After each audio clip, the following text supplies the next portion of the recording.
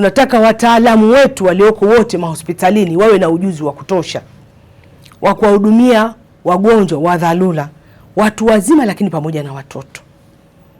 Kituo hiki kimejengwa maalum na kimewekewa hivyo vifaa maalum ili watakao kuja kujifunza wanajifunza kwa vitendo kuvitumia hivyo vifaa na jinsi ya kutoa hizo huduma kwa mgonjwa. Wakuu wote wa hospitali na wakurugenzi wa hospitali watoe ruhusa kwa watumishi wao ili waje kujifunza hapa, na wakisha pata huu ujuzi watarudi kwenda kufanya kazi vizuri kwenye hivyo vituo.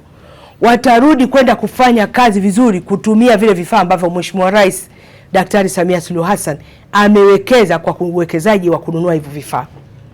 Ni kituo cha serikali, watapata ujuzi mzuri hadi wa kuhudumia vile vitoto vichanga vile vya siku 0 mpaka 28, hata ambavyo vimezaliwa chini kabla ya wakati, kwa sababu hapa wana vifaa hivyo.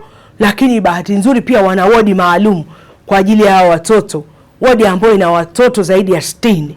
Tumetembea kwenye wodi ile na tumejionea kazi nzuri na kubwa ambayo hospitali inafanya kwa kuwahudumia wale watoto wachanga waliozaliwa kabla ya wakati, kwa maana ya njiti.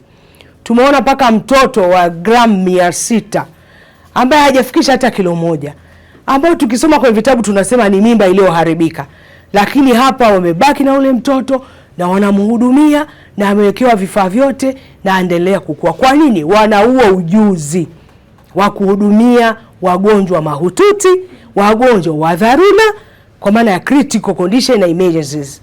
Kwa hiyo ni vizuri sana utaalamu huu uendelee. Haiwezekani kanda ya juu yote ikaja hapa Meta. Ndio maana tunataka tuwawezeshe mpaka kwenye zahanati, mpaka kwenye kituo cha afya, mpaka wilayani, wataalamu wote wa afya wawe na ujuzi huo. Kwa hiyo niwaalike, kituo hiki ni cha kwenu wananchi, ni cha kwenu watumishi wa afya kanda nzima na nchi nzima, kuja kujipatia hii elimu kwa ajili ya kwenda kuwasaidia Watanzania.